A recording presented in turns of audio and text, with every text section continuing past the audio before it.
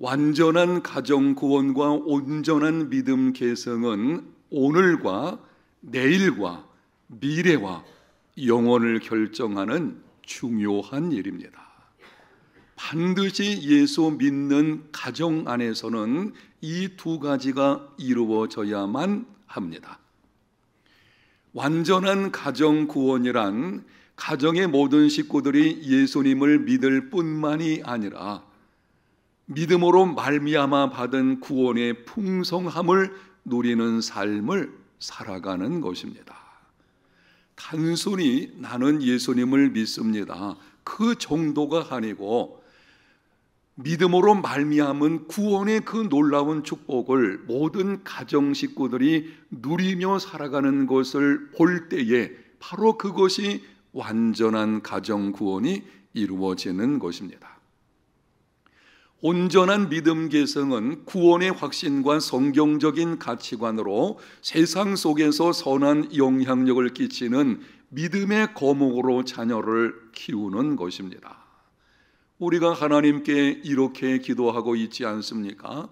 하나님 아버지, 우리 가정에 속한 자녀 손들, 우리가 하나님을 섬기는 것보다 더 잘 섬기는 믿음의 사람이 되게 하여 주옵소서.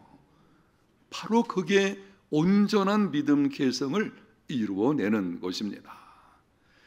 이렇게 완전한 가정 구원과 온전한 믿음 계승을 이루려고 하면 반드시 있어야 하는 것이 믿음입니다. 믿음은 그리스도인의 삶에서 축복과 구원의 문을 여는 열쇠입니다. 믿음은 열쇠와 같아서 믿음을 가지고 있어야만 구원받게 되고 믿음이 있어야만 하나님의 축복을 얻게 되며 믿음이 있어야만 하나님의 능력을 경험하는 삶을 살게 됩니다.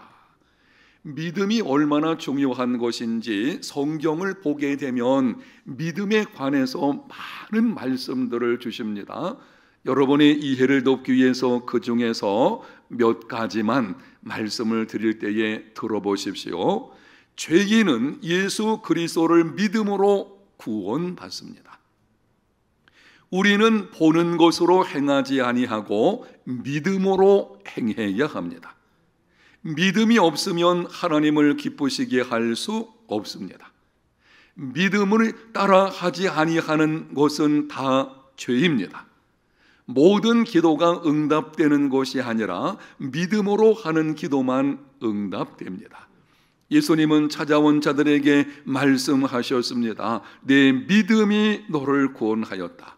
두려워 떠는 제자들에게 말씀하셨습니다. 너희가 어찌 믿음이 없느냐?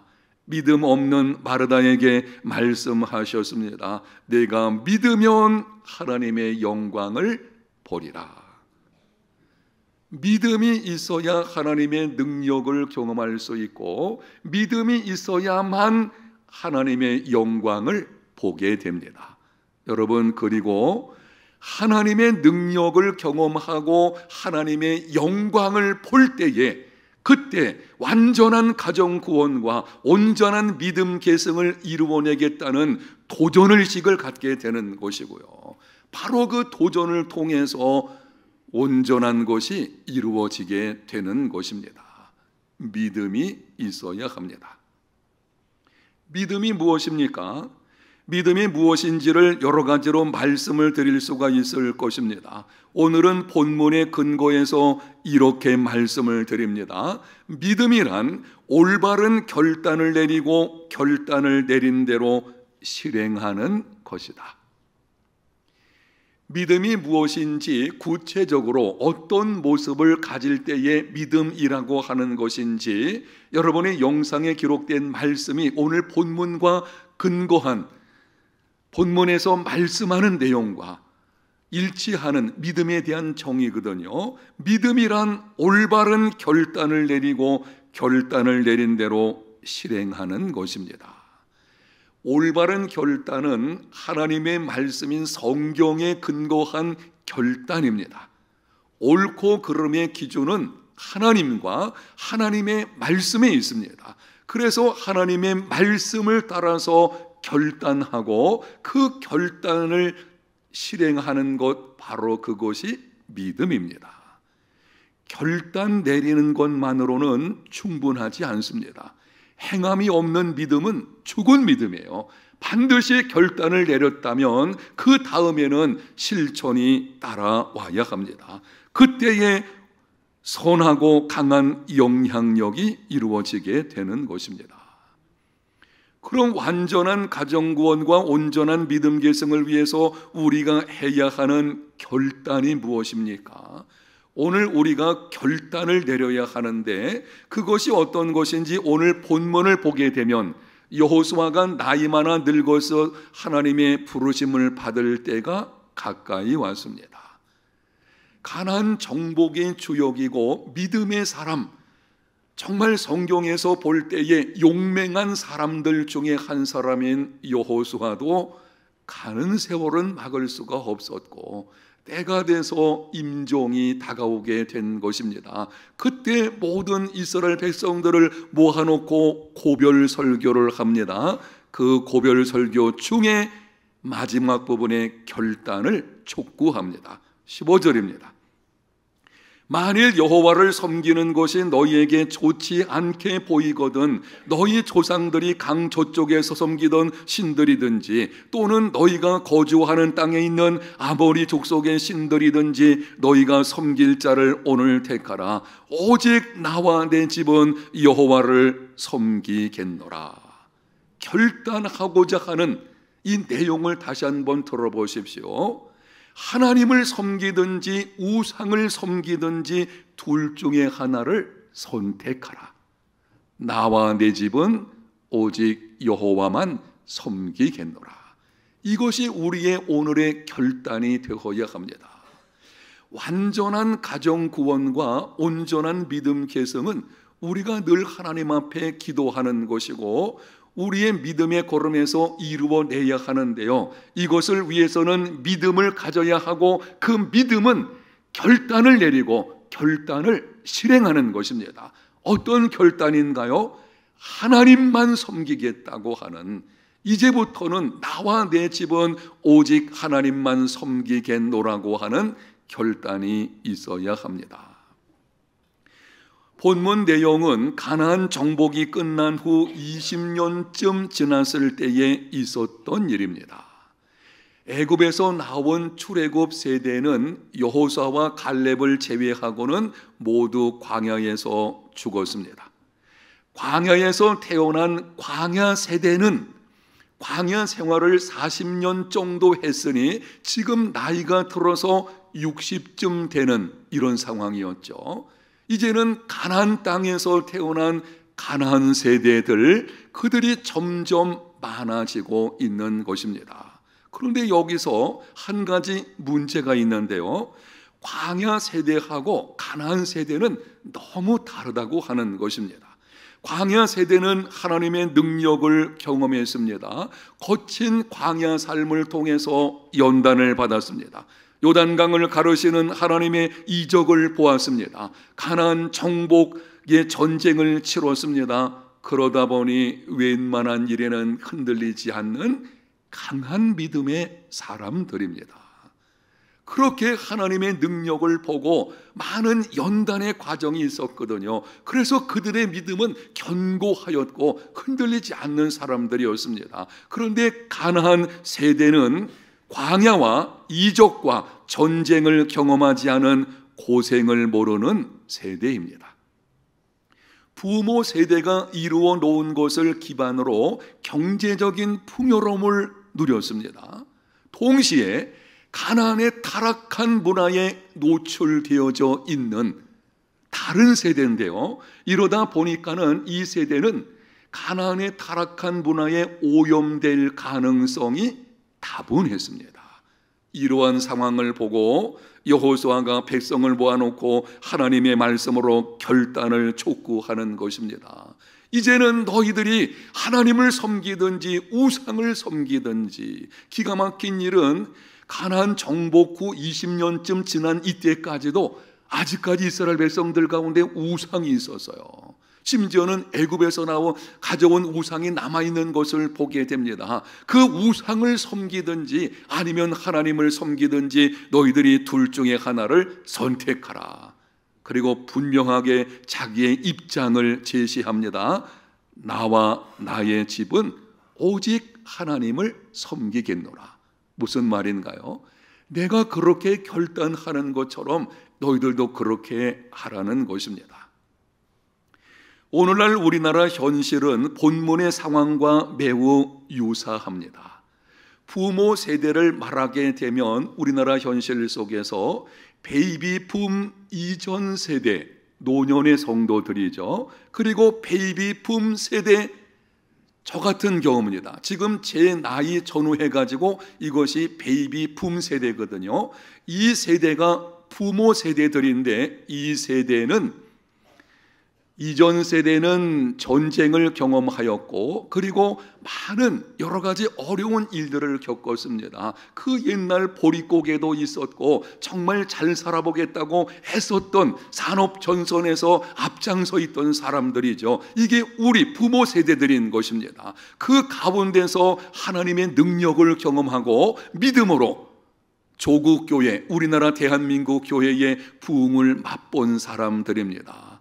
그러다 보니 부모 세대는 웬만한 일에도 믿음이 흔들리지를 않습니다. 그런데 그 다음에 일어난 밀레니엄 세대부터 MZ 세대, 그리고 2010년 이후부터 2020년 중반까지 태어나는 아이들 경우에는 알파 세대 이렇게 부르게 되거든요. 이 모든 세대가 바로 성경에 기록된 가나안 세대와 유사합니다. 고생을 모르고 부모가 애써서 준비해 놓은 것에 근거해 가지고 경제적인 풍요를 누리고 있습니다. 그러나 이들은 타락한 문화와 가치관의 위협에 노출된 세대입니다. 다른 세대죠. 부모 세대와 지금 세대를 보게 되면 너무 다른 것을 보게 됩니다. 그러다 보니 이들은 세상의 타락한 문화에 오염될 수 있는 아주 그런 성향이 있는 세대거든요. 이러할 때에 하나님께서 이 본문을 통해 우리에게 말씀하시는 것입니다. 하나님을 섬기든지 우상을 섬기든지 너희가 섬길 자를 택하라. 오직 나와 내 집은 여호와만을 섬기겠다고 결단하라. 완전한 가정 구원과 온전한 믿음 계승에 도전하라. 아직 기회가 있을 때에, 부모 세대인 우리들에게 기회가 있을 때에 이 결단을 해야 되는 것이고요. 가나안 세대, 부모 세대가 아니고 좀 전에 말씀드렸던 이 현실적인 가나안 세대도 말씀을 들을 때에 결단을 한번 해야 합니다. 결단하지 않으면 앞으로의 다음 세대에 대한 암울한 구름이 끼어지게 될 것이고, 신앙적인 면에서는 미래가 너무나 불확실한 이런 일들이 일어나게 될 것입니다. 이렇게 우리가 결단할 때에 몇 가지 기억할 것이 있습니다. 첫 번째는 신앙생활에 중립은 없다. 오직 하나님만 섬기라. 본문 앞부분 1절에서 13절까지를 보게 되면 하나님께서 이스라엘 자손들에게 어떻게 행하셨는지를 기록을 합니다. 하나님께서 말씀을 하시게 되는데요, 내가 너희들에게 어떻게 해 주었는지, 그런데 그 내용을 쭉 읽어보게 되면 반복되는 단어가 있습니다. 무려 12번에 걸쳐서 반복하여 강조하는 말씀이 있는데 내가 라고 하는 것입니다. 내가 너희를 선택하였고, 내가 너희를 애굽의 종살이에서 구원해 주었고, 내가 너희를 광야 생활 속에서 보호하고 인도하여 주었으며, 내가 너희들을 가나안 정복에서 승리를 얻게 한 것이다. 하나님께서 역사의 주인 되심을 선포하시는 것입니다. 그리고 이렇게 하나님의 역사하심을 언급한 후에 본문 14절에 말씀을 하십니다. 그러므로 이제는 여호와를 경외하며 온전함과 진실함으로 그를 섬기라. 너희의 조상들이 강 저쪽과 애굽에서 섬기던 신들을 치워버리고 여호와만 섬기라. 그러므로 라고 하는 말은 하나님께서 너희들에게 그렇게 엄청난 은혜를 베풀어 주셨으니 그러므로 이제는 어떻게 살아야 되는지, 무엇을 결단해야 되는지를 말씀을 하십니다. 치워버리고 여호와만 섬기라. 지금 너희들 속에 있는 우상들 다 치워버리고 오직 하나님 한 분만을 섬기라. 왜 이렇게 말씀하시는 것입니까? 신앙생활에 중립은 없습니다. 하나님을 섬기든지 세상을 섬기든지 둘 중에 하나를 선택해야 합니다. 성경을 보게 되면 하나님도 섬기고 우상도 섬기는 이스라엘 백성들에게 하나님께서 계속 말씀하셨습니다. 내게로 돌아오라. 이 성경 전체를 보게 되면요, 당신의 백성들을 향한 하나님의 말씀은 반복되는 게 이거예요. 내게로 돌아오라. 근데 이스라엘 백성들이 끝끝내 돌아오지를 않습니다. 하나님의 종들을 보내시고 말을 듣지 않으면 징계의 몽둥이를 들어서 치셨음에도 여전히 그들은 하나님께로 돌아오지를 않습니다. 이유가 무엇입니까? 그들은 하나님을 떠났다고 생각하지를 않는 것입니다. 하나님도 섬기고 우상도 섬기는 것입니다. 어쨌든 하나님을 섬기는 모습이 있다 보니 그들 생각에는 우리는 하나님을 떠나지 않았는데 왜 자꾸 하나님의 종들이 하나님께로 돌아오려고 하느냐? 그게 좀 불쾌한 것입니다. 거기서 불만이 생기게 되는 것이죠. 여러분, 그런데 하나님도 섬기고 우상도 섬기면 하나님은 하나님을 떠나서 우상을 섬기는 자로 여기십니다. 하나님과 세상을 함께 섬기면 하나님은 하나님을 섬기는 자로 여기시는 것이 아니고 세상만 섬기는 자로 여기십니다. 중립은 없습니다. 신앙생활에서 이것도 섬기고 저것도 섬기고 그 중간에서 어중간한 모습으로 살아가는 이런 중립적인 것은 존재하지 않습니다. 하나님 섬기든지 우상을 섬기든지 하나님을 섬기든지 세상을 섬기든지 둘 중에 하나를 결정해야 합니다. 요한계시록 3장을 보게 되면 예수님께서 라오디게아 교회를 향해서 책망하시는 말씀이 나옵니다. 내가 네 행위를 하노니 네가 차지도 아니하고 뜨겁지도 아니하도다. 내가 차든지 뜨겁든지 하기를 원하노라. 네가 이같이 미지근하여 뜨겁지도 아니하고 차지도 아니하니 내 입에서 너를 토하여 버리리라. 하나님께서 역겨워가지고 토하여 버릴 정도의 신앙, 그게 뭔가 하면 미지근한 것입니다. 믿는 것인지 안 믿는 것인지, 한쪽 발은 하나님께 두고 다른 쪽 발은 세상에 두고 나의 편리를 따라서 이리저리 왔다 갔다 하는 이러한 신앙의 모습, 성경 말씀대로 여러분에게 드린다면 하나님이 역겹게 여기신다는 것입니다. 토하여 내치리라. 우리가 토하게 될 때에 그게 속이 메스껍거든요. 견딜 수가 없는 것입니다. 오늘 우리에게 하나님께서 도전하시는 것입니다. 이제는 너희들이 좀 결단을 내려라. 하나님을 섬기든지 세상을 섬기든지. 라오디게아 교회 성도들의 경우에는 양쪽 발이 다른 곳에 가 있는 거예요. 하나님과 세상 이 서가지고 어중간한 믿음의 모습인 것입니다. 그것이 아니죠. 이제는 결단해야 합니다. 나와 내 집은 오직 하나님만 섬기겠노라. 오직 하나님만 섬긴다는 것은 하나님만을 나와 내 가정의 주인으로 삼는다는 것입니다. 나와 내 집은 하나님만 섬기겠습니다. 그건 다른 것이 아니에요. 내 인생의 주인으로, 그리고 내 가정의 주인으로 하나님만 삼겠습니다. 바로 이 결단이거든요. 그리고 누구를 주인 삼느냐 하는 것이 내 인생과 가정의 행복을 결정합니다. 유명한 팀 켈러가 내가 만든 신이라고 하는 책을 썼는데요, 그 책에서 이렇게 말을 했습니다. 여러분이 한번 들어보십시오. 무엇이든 우리를 지배하는 것이 우리의 주인이다.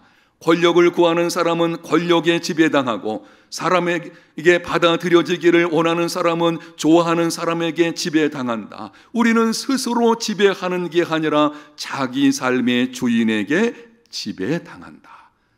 누가 우리를 이끌어가게 됩니까? 내가 주인 삼은 그곳, 바로 그곳이 나를 이끌어 가는 것입니다. 하나님께서 나의 주인이 되신다면 하나님께서 나의 삶을 이끌어 가실 것이고, 그 결과는 구원과 영적 풍성한 삶이 이루어지게 됩니다. 그러나 만약 세상 재물을 주인 삼았다고 한다면 재물이 나를 끌고 가는 인생이 되어버릴 것이고, 수존노라든지 아니면 욕심스러운 모습으로 인생의 삶이 이루어지게 될 것입니다.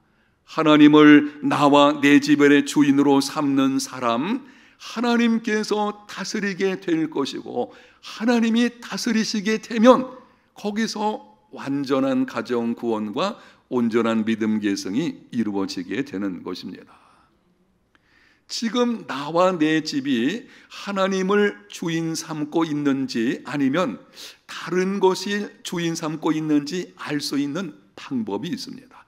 우리의 신앙을 한번 점검해 보아야 되는데요, 나는 정말 하나님만 주인 삼은 삶을 살고 있는 것인지, 아니면 하나님이 아닌 다른 곳을 주인 삼는 삶이 되고 있는 것인지 알 수 있는 방법, 지금 드리는 이 질문에 정직하게 대답을 한번 해보시기를 바랍니다. 여러분은 인생의 중요한 결정을 내리실 때에 누가 결정하게 합니까? 결혼 문제, 진로 문제, 취업 문제, 이사 문제, 교회를 결정하는 문제, 아주 중요한 인생의 문제들이죠. 이러한 인생의 어떤 중요한 결정을 내릴 때에 여러분 가정의 자녀의 결혼 문제와 관련해서 사위나 며느리 선택하게 되어지죠. 여러분이 그 기준점이 어디 있는가요? 무엇에 근거해서 결정을 합니까? 정말 하나님께 나와서 하나님의 뜻이 무엇인지 충분히 기도한 후에 결정을 하시는가요? 아니면 세상적인 조건 먼저 따지고 신앙은 나중에 문제고, 혹시 그렇진 않은가요? 하나님이 그 결정을 내리시게 하고 있다면 지금 내 인생의 주인이 하나님이십니다. 그런데 재물이 많은 경우에 돈이 결정을 내리게 합니다. 직장을 선택할 때에도 돈이 우선이죠. 하나님께서 나를 그곳에 보내시는지 생각해 보지 않죠. 그렇게 되면 재물이 나의 주인인 것이고요. 예수님께서 분명하게 말씀을 하셨습니다. 너희가 하나님과 재물을 겸하여 섬길 수 없느니라. 하나님과 세상, 하나님과 재물, 하나님과 우상을 겸하여 섬길 수 없습니다. 신앙생활에 중립은 없습니다. 오직 나와 내 집은 하나님을 섬기겠노라 결단하는 시간이 되시기를 축복합니다. 두 번째 기억할 것은 오늘 선택하고 오늘 결단해야 합니다. 15절 하반절에 여호수아가 이렇게 언급합니다. 너희가 섬길 자를 오늘 택하라. 오직 나와 내 집은 여호와를 섬기겠노라. 강조하는 거예요. 너희가 결단 내려라. 그런데 그 결단을 언제 내리는가 하면 오늘, 지금 말씀을 들을 때에 결단하라는 것입니다. 다음으로 미루면 아무것도 이룰 수 없습니다. 다음에 믿지, 다음에 하지, 이 사람은 그 말씀에 순종할 수 없게 되는 것입니다. 사도행전 24장을 보게 되면 사도 바울이 의와 절제와 장차 오는 심판에 관해서 강론을 했습니다. 로마 총독인 벨릭스가 그 말을 듣고는 마음에 두려움이 찾아왔어요. 복음의 말씀을 들을 때에 두려움이 찾아왔다는 것은 구원 얻을 기회가 온 것입니다. 그런데 벨릭스가 이렇게 말을 합니다. 지금은 가라. 내가 틈이 있으면 너를 부르리라. 다음에 생각해보고 믿겠다는 것입니다. 내가 지금은 이런저런 사정 때문에 안 되니 다음번에 기회가 있으면 그때 내가 믿겠다. 여러분, 지금이 기회지 다음은 나의 기회가 아닌 것입니다. 벨릭스는 복음을 믿어 구원받을 수 있는 좋은 기회를 놓치게 된 것입니다. 어느 날 마귀들이 모여서 회의를 가졌다고 합니다. 그날 주제는 예수 믿는 자들로 하여금 어떻게 하면 잘 못 믿게 만들까, 이거죠. 예수 믿는 사람이 가지고 있는 구원을 뺏어갈 수는 없어요. 그러나 잘 못 믿게 할 수는 있겠거든요. 그래서 어떻게 하면 잘 못 믿게 할 수 있나, 이 난상 토론을 벌이게 되었는데요, 한 마귀가 말을 합니다. 모두 죽음의 길로 인도하자. 다른 마귀가 말을 합니다. 예수 믿는 사람들은 예수 믿는 것 때문에 죽는 것을 순교로 생각하기 때문에 오히려 그들을 돕는 것이니 안 된다. 다른 마귀가 말을 합니다. 그렇다면 깊은 감옥에 그들을 모두 가두어 버리자. 다른 마귀가 말을 합니다. 예수 믿는 사람은 깊은 감옥에 들어가면 거기서 기도하고 찬송하게 되므로 복음이 더 많이 퍼질 것이니 안 될 것이다. 그렇다면 모든 재산을 다 빼앗아 버리자. 예수 믿는 자는 빼앗기는 것도 기뻐할 것이니 그것도 안 된다. 그때 조용히 있던 한 경험 많은 마귀가 이렇게 제안을 했습니다. 한 가지 방법이 있는데 예수 믿는 자들의 마음에 차차하자라고 하는 것을 심어주자. 여러분, 그게 성공을 해가지고요, 오늘날까지도 이 전략이 잘 먹혀 들어간다고 합니다. 다음에 하지, 차차하지, 핑계거리를 대는 것입니다. 아이고, 지금은 내가 바빠서 안 되니까 다음번에 그렇게 하겠습니다. 안 해요. 다음은 나의 시간이 아닙니다. 지금 말씀을 들을 때에 결단해야 합니다. 사랑하는 여러분, 오늘 이 하나님의 말씀에 근거해서 여러분에게 권면의 말씀을 드립니다. 지금 여러분에게 말씀이 들려올 때에 이제는 나와 내 집은 오직 하나님만 섬기겠다고 결단하는 시간이 되시기를 축복합니다. 지금이 기회입니다. 지금 결단하지 않으면요, 미래는 우리에게 없어요. 부모 세대인 우리가, 그리고 여러분 가운데 자녀 세대들인 여러분들이 지금 결단을 해야 됩니다. 세 번째는 결단한 대로 실행하라. 여호수아가 백성들에게 결단을 촉구하자 백성들이 이렇게 응답을 합니다. 16절에서 18절을 봅니다.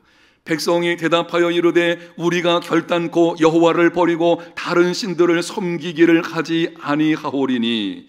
중간 생략합니다. 우리도 하나님을 섬기리니 그는 우리 하나님이심이니이다. 모든 백성들이 결단하는 것입니다. 하나님께서 우리에게 그렇게 놀라운 은혜를 베풀어 주신 거 우리가 알고 있습니다. 그래서 우리는 이제는 다른 신을 섬기지 않겠습니다.